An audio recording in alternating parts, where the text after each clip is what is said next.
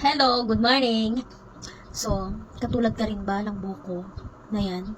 Pag wala tayong ginamit sa ating buhok ay talagang dry na dry siya. Ayan. Kasi ang totoo, minsan, nauubusan talaga ng panggamit, panglagay ng, ano ba, alam niyo ba na pagka curly ang hair, hindi pwede yung shampoo na nabibili lang natin sa mga tindahan. Hindi siya pwede. Kailangan talaga yung pagkulot ka is curly ka, kailangan gagamitin ka talagang brands. Like na mga gugo. Yan, gugo yung ginagamit ko sa aking hair. So yung hair ko pag walang minsan naubusan ng shampoo, dukha, mahirap. Talagang ano siya, dry. Tapos wala akong mailagay na cream. Tatalian ko lang siya, di nagmukha naman tayong lola, di ba? Kaya so ngayon tayo nakabili ng ating, so ayan nga nakabili tayo ng ating ginagamit na matagal na para yung buhok natin ay hindi dry na dry. Wala pang ligo yan, wala pang shampoo. So, ang ginagamit natin gugo. So, pasensya na kayo sa camera ko, sadyang hindi malinaw. Hindi ganun kalinaw ang aking mga video. So, ayan. Yung ginagamit natin pag tayo magsishampoo o maliligo. So, ayan. May ginagamit din ako pag taas maligo. Ito, ang aking favorite na Define Curl. Ganda nito talaga.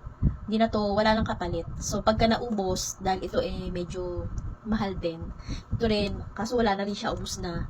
Talagang nauubusan. Kasi tayo mga curly, hindi pwede basta na wala tayong ginagamit. Ang mangyayari sa atin, bruha, buhaghag. Ang tendency, tatali mo yung buhok mo na para kang kalbo, ganun. So, yan, ito yung ginagamit ko. Pagkatapos maligo, ito lang. At kung minsan wala nito, ito, most mura to, 100 lang to. So, promote ko sa inyo yung mga ginagamit ko, tapos maligo. So, kung wala ka nito, pwede ka nito. Ha, okay? So, minsan, nagtatry din akong gumamit nito. Yung para maging strong yung hold ng curly mo. So, nasa diskarte mo yan para yung hold ng curly ay maganda. So, yung mga ginagamit ko na yan, yan lang sikreto ko, wala lang iba. So, kaysa naman magpa-riban-riban tayo, mahal. Tsaka nasisira talaga yung kulot ng hair natin. Nasisira. Tsaka, sa totoo lang, nakaranas din naman ako magpa-straight.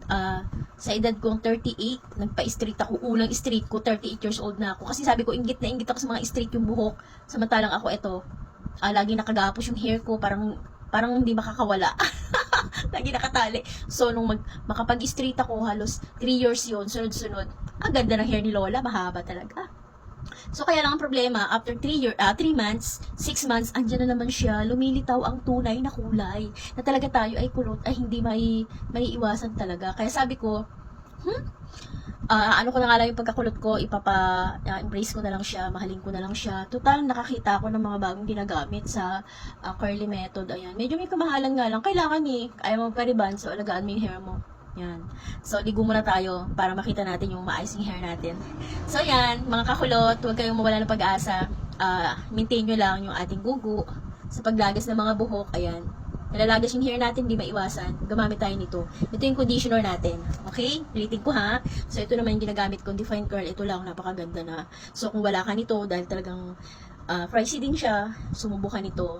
Yan. Mura lang to. Mura lang yan. So, ayan, naglalagay na maging strong. So, ayan, naglalagay naman ako ng ganito para maging strong yung, natin, yung ating hair. Strong yung pagka-curly. Hindi agad nagiging buhaghag sa hangin. Okay? So, bye! Enjoy curly. Enjoy ninyo na yung curly kaysa naman irban tayo ng riban. Nasisira din yung buhok natin, di ba? So, bye!